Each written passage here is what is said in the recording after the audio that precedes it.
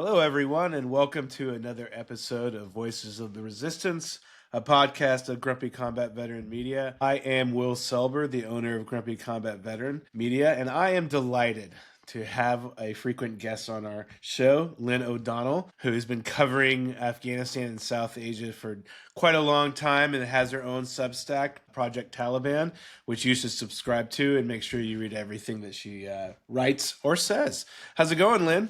I'm very well, thanks, Will. It's very nice to see you again. You're looking very, very well. I'm doing all right. I tell you, I've come down with a little bit of something. I'm not sure what it is, but I'm eating peanut butter and jelly sandwiches, and I have a service dog now. I got a free service dog, and he's an interesting fellow. His name is Barks, but I'll save that for another podcast. So I've been kind of dealing with him, but I thought there's nobody else who I could bring on and just to discuss the current horrible state of affairs in Afghanistan, quite like Lynne O'Donnell. If you're not reading Project Taliban, she's there's no like just like maybe kind of like trying to find the silver lining every once in a while. That's what I like. I read like your last two posts. So why don't we talk a little bit about Certainly. the first one that you wrote that really caught my eye, where you're kind of talking about like any type of real like unified resistance to the Taliban is kind of fractured and it's just not doesn't seem to be working. And I'm putting it very lightly. So why don't you go ahead and tell the listeners what you had to say? Oh, thanks, Will. Yeah, this is something that's been building within me for some time.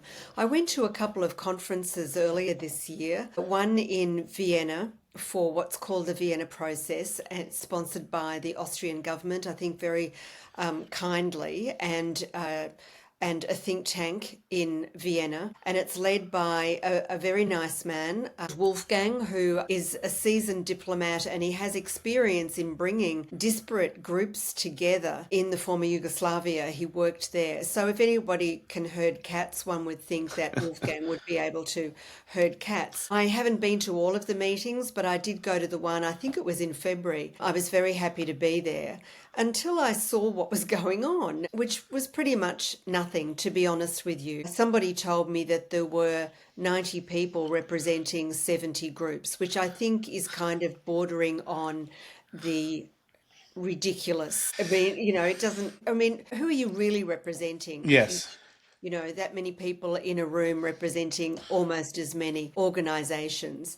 What they're trying to do there is build what they call a roadmap. It's a very well-worn word, so that there is some sort of vision for a post-Taliban political future in Afghanistan. I don't think that they're near that. There's a lot of very sincere people. There's also a lot of Sure.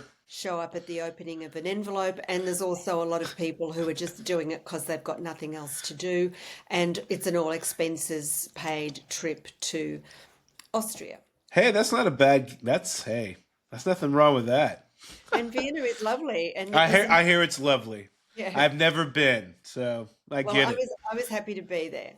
So then I flew from Vienna Mhm. to Madrid because there was another gathering scheduled there of people who are involved in the effort amongst exiles to oppose the Taliban in some way. And a lot Sure. of people who had been in Vienna also went to Madrid. It's organised by the Afghanistan Institute of Strategic Studies, and this was their first time outside of the region after the collapse of the Kabul Republic government. They went to Dushanbe for a couple of years. Now they went to Europe. There was lots of argy-bargy about being in Europe and how they behave and who can come and under what terms, and a lot of interesting panels with some interesting people, but nothing achieved. Hmm.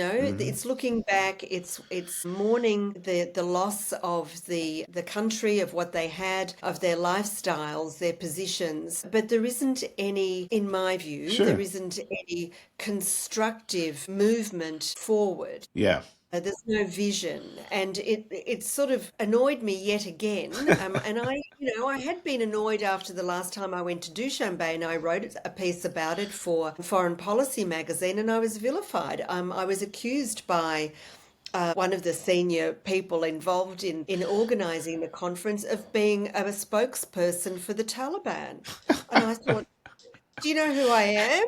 Like what? I'm a lot of things, but if somebody goes that way at me, I'm like, no. I know.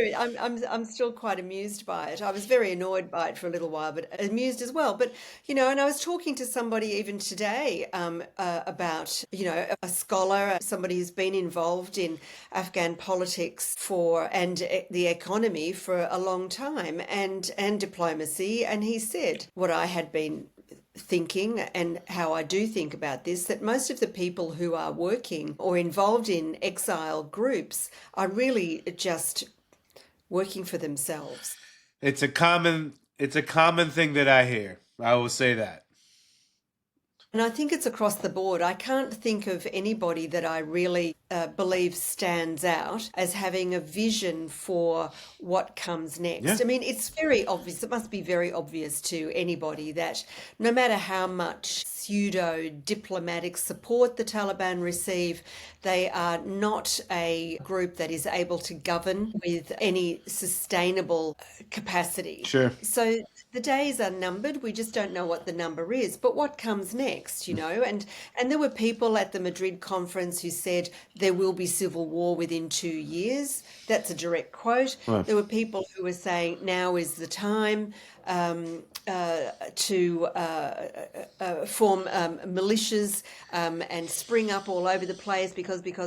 yep. And I see no evidence for that. And I also see nobody offering anybody inside the country any hope for a political settlement. It's just, it's, It's as bad as it gets. I mean, me and I was on Bill Raggio's show, I think earlier this week, and we were kind of talking about this.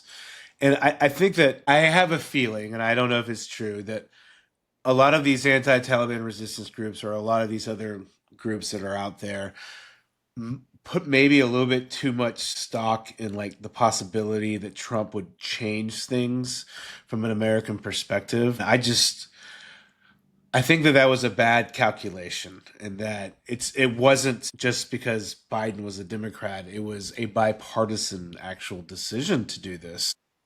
yeah. It's an understandable hope that when the other team gets in that they're going to change the policy, but I haven't seen that. It seems like it's just going to be a continuation of it. And I don't know how you form and this is something I think about often, like when your enemy's at its zenith, like, or at its highest, how do you form a strategy against him or them? And it's got to be difficult right now. So we're 3 years in, and the Taliban has, all the levers of power, more or less. And they've almost convinced us that they don't exist, that they're not allied to Al Qaeda. It's really something to watch the West just completely make its peace with everything right in front of our eyes. Well, yeah, but I went to another event here in London Yeah, just a couple of weeks ago, which was billed at the Frontline Club, which is a club for war reporters, sure. conflict specialists here in London. And it was billed as the media and the Taliban, or the Taliban and the media, whatever. And so I thought this was going to be an intelligent and informative discussion about Taliban narrative capture, if you like. Yeah, yeah. Not at all. It was, Malala turned up, the Nobel Peace Prize winner, so there's a little bit of a flurry about her presence there, and then it was, well, talking to the two people on the panel, you grew up in blah de blah, and there was no in-depth discussion. Then I looked around the room, and most of the people were women's rights activists. And I realised that this is an echo chamber. Yes, it's terrible. It's terrible for women in Afghanistan. The extremes are being normalised, and it's coming for all of us. And we should all feel outraged about that personally, because it is a personal affront. But at the same time, we also have to acknowledge that the world is run by mediocre, middle-aged, middle-class, misogynist, largely white men who have their own interests at heart, be that whatever it is, small, large, profit, power. I love it. But you have to work with things, with a message that resonates with the power holders and the power brokers. And it's not, I'm very sorry to say, isn't it really bad for the women? It's about, Fair it's enough. about, Fair yeah. enough. Because no, I'm serious. I mean, look, I think whatever it's going to be, it has to be something other than that, because that worked for a while for progressives in the United States. They made their peace with like a long war, which many of them didn't fight in, but that's for another day. But like, that was there. I was there in Afghanistan and I saw that. And that was really what the Democrats sold themselves in the United States about the war. I always say that I expected this from Trump. I didn't expect the other from Biden. I feel like I hear you. Like, I'm like, this isn't what's going to grab the attention, because that makes it about as the same as a lot of other places. Yeah. Yes, but at the same time, as an addendum from Yeah, that, women all over the world now are fighting for an sure, onslaught sure. against their rights. Okay, like women in America at the last election, right? So put that aside. Okay, that's not working. What will work? The terrorism. I mean, the Taliban is aligned with Al Qaeda. Right. Their lips are and have been for 30 years. Hamas, Hezbollah before they got Hezbollah. The Iranians are in there big time supporting Hibatullah, the supreme leader. They're also doing deals with the Taliban for mining. China is in there. Okay, so what's going to tweak the interest of the Trump administration and Trump specifically? Well, he don't like China. We know that. And we already know, or you should know if you've been reading my posts on Substack, Which you should. that negotiators, hostage negotiators that he sent in to Doha and Kabul a couple of months ago, also raised the business deals that the Taliban are doing with China. Trump wants them out. Trump is obsessed with minerals, Yes. rare earth elements, lithium, this sort of stuff. Afghanistan has it. China is in there making sure they're getting their hands on it. The Americans need to know that, because even if you're not going in and digging today because there's no infrastructure, what you do is what the Chinese have been doing. You buy it up to hedge your future bets, right? You hedge your bets with it. Yeah. You're buying futures. So there's that. But the terrorism is a direct threat to the homeland. So why isn't Sebastian Gorka, the counterterrorism advisor to the Trump administration, being a bit more vocal about that? Instead, what you have is Christy Noem, or Neum, It Noem. doesn't matter. No, I think it's the correct. Well, she's putting out statements Uh, saying that Afghanistan is safe and the economy is stabilizing, none of which is true. These are just lies, and so it makes me think that there is also an element of oh disingenuousness yeah. in the Trump administration. Dare I say it? I, That if I you don't read believe it. Not President Trump, man. He's a not straight not shooter. this administration, Straight yes, but shooter, I tell you. what they want to do is they want to deport. And to deport, Yep. you need the people to open up the gates to let people in. And so it's all very, none of the narrative is correct. Yep. It's not saying the right things. It's not hitting the right buttons. It's not getting the right message across. And that narrative has got to change. And there is nobody I see on the exile landscape who has the Yeah. ability, capacity, vision, Yeah. voice to change it. And it's very disappointing. It Very is. I disappointing. think I there is. I think there's still a shell shock to the whole thing, right? It's nearly 4 years. It's not 3 years, as you Yeah. said, Will. It's nearly four. It's yeah. We are deep into the time when 4 years ago the collapse was Yeah. obvious and people were leaving. Yep. So, And yeah, I four think years. that when I talk to a lot of Afghans in the United States, I think so many of them, like, it's this idea of a possibility of ever going back and the things that they would do, but there's so many of them are just trying to survive and like trying to like learn about this new world that they've unfortunately come to a certain extent, where everything is different. They have no idea how to, car insurance, all that, and they get it and they start to learn. But yeah, I think that it is so difficult, especially when you look around and you see the Syrian president. I'm going to go with Abu Jalani. I'm not going the other way. He's always Abu Jalani to me. You and Bill pushing that envelope, yeah. Well, as you should. That's his name, and he's Al Qaeda. Yeah, and like we have reports from Sky Arabic, maybe they turn out not to be true, but that he's coming to New York City to address the General Assembly. I'll be honest with you, like, it doesn't get any. If this actually happens, No, please don't ever tell me we won this war. I don't want to hear it. I feel like every time I have to explain myself, I'm like, right, but they took Kabul. That usually means you've lost. So, your thoughts on Abu Jalani possibly going to address the New York General Assembly?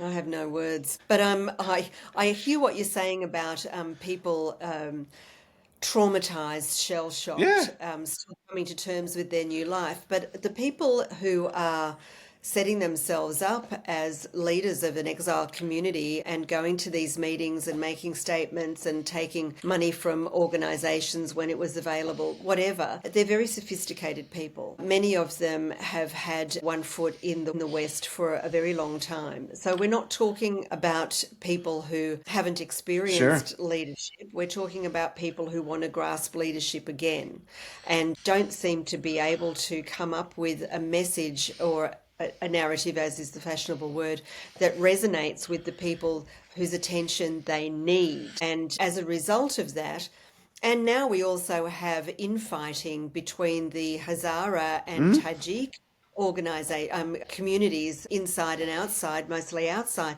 which just plays into, the Taliban's broadening power. They don't care if they've got recognition. This is tacit recognition. It's enough for Yep. them. This is further consolidating and entrenching their power. And Yeah. nothing is happening to reverse that, quite the opposite. Yeah. Absolutely. I mean, you also had the other post that you had on there that was talking about a new report that basically levels out like just how horrible life is in Afghanistan. Maybe you could touch on that as well. Yeah, this was a report that was published just recently in Science Advances magazine, and it's a very academic, Sure. scholarly study that draws on an enormous depth of information and data that has been available through, as we know, Gallup, for instance, the International Polling Organization did polling in Afghanistan for a long time, and there are other organizations that did so as well. And so they've drawn on this data and used metrics. Who knew that levels of happiness and well-being have been studied and gauged in 170 countries worldwide since just after World War II, 1946, I think Hmm. this data goes back to. And there's a scale of 1 to 10. People are asked to rate their level of well-being on a scale 1 to 10. And most people in Afghanistan answered 1 or 0. And the scholars who wrote the paper said this is lower than a level of well-being that you would have if you were dead. People would rather be dead than live under the Taliban. And this specifically applies to the post-Taliban takeover, the era that we're in. So in 1922, as the Taliban were still celebrating their return and saying how great this is, and Sure. everyone's going to be whatever, people in Afghanistan became more and more miserable to the point that they would rather be dead than live in the circumstances in which they're living. I mean, there's not much you can say. And No. you see these articles. I've seen some by Zame Khalilzad saying that Afghan refugees shouldn't be afraid of deportation. Wow. Well, it's so offensive Yeah. because it's so ignorant, and she purports to be an intelligent person, a scholar, an academic in her own right, but she has a track record of denigrating the rights of Afghan women as if they are not as deserving as she is as a white American woman. And this article also made me think that she has no idea how regimes like this work. Back in the day, the Chinese would allow small groups to come to communist China and shadow them around and take them to the nice places and make sure they only talk to happy, happy people. And if they happen to leave a razor blade behind in a hotel, make sure that 3 cities later it was delivered back to them because we're so honest here in China. I've been to North Korea twice. It's the same thing. The entire Man, that's thing. such a sick flex, Lynn. Come on. Come on, It's man. Hold on. Keep on going. not. Sorry. This is Potemkin. Somebody like Cheryl Bernard and goes to Afghanistan. The Taliban are going to make sure that she goes to a restaurant where all the people working there are young women with iPads. And what happens to the iPads later? They can't go to school, they can't do that. It's just like, do you really think that we're going to buy this? All she's doing is undercutting her credibility. Yeah. It's really quite shocking to me that she had the temerity to do that. Yeah. I'm not surprised at this point. I've just kind of gone with the fact that this will probably get a little bit worse before it gets better. And that my hope is that at a certain point in time, the Afghans who are in the diaspora, once they hopefully have a better legal footing, will be able to form into a coherent narrative against what's happening. And it can't happen soon enough, because that misery index is going to continue to go down. I know that's hard to imagine when it's already at zero, Yeah. right? Because this isn't like the Taliban isn't just going to become like No. statesmen and be like, actually, our entire ideology is wrong. We should do something different. No, it's going to get worse. But you hit the nail on the head there, Will. It's an ideology. So it's not just politics, Right. it's ideologically bound politics. Hmm. And so it won't change. They can't change. This is who they are and what they're about. And their project is successful. Look what's happening in Pakistan. Look what's happening in Lebanon. Look what's happening in Syria. And then all over, East and West Africa, Somalia, Mozambique. It is a successful project. Why should they change? They're raking in billions of dollars in illicit money from their, mafia style activity. They are linked into organized crime all Oh, over the world. People don't stop buying drugs. You can still go to a dinner party here or New York or Sydney, wherever, and get, people bring out a line of whatever it is. In Australia, it's meth, which comes from yeah. Afghanistan. It's just like, what? Nobody gets it. No. Nobody gets it because the message isn't there. And even, when I was in Vienna, Yeah. I had dinner with, top people with the NRF around Ahmad Massoud, and they were saying, we really need help and advice with this and that and the narrative and whatever. And I've been telling them for years, if you want me to bounce ideas. You want to, I've been working in this Western media communication space for decades. But has there been a call or no? It's just like, how serious are you really? What is No. this really This has about? always been the.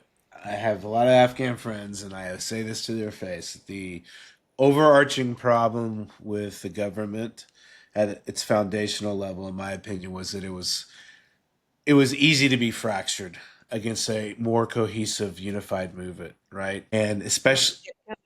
especially when you stop paying them and start Yeah. telling them that you're leaving while their Pakistan remains. So it's just yeah. Yeah. It is a interesting thing to witness, like the just from my point of view here, in like the heartland of Texas. It's interesting because when I try to approach this information with like just your average American, just I'll tell you if they're below 30, they don't know anything about it. Just right off the bat. Like it's already moved beyond like the 9/11 attacks. Yeah. So I'm always very, very surprised when anybody even remembers August 15th, 2021. Yeah. And it's something you know, in the coming years, it's going to be almost survival, right? You start getting these Afghan soldiers who are, what else are you going to do for money? You go work for Putin. You might as well make a little bit of money. There's been plenty of reporting Afghan soldiers going, and I'll be honest with you, it's the same thing with the NRF or the AFF. When I read stuff that they have money to this group and that group, if it's not going to be us, then they're going to take that money somewhere because people got to eat. People got to eat. Yeah. You know? Yeah. Exactly. Yeah, it's unfortunate. Well, hey, Lynn, I really appreciate you stopping by the studios, and we'll have Well, you. thank you so much for having me, Will. I always enjoy talking to you. I feel very privileged. Oh no, please! The privilege is all mine. Anytime I get to share some time with Lynne O'Donnell is a good day. Thank you so much, Lynn. And you too. Thanks, Will.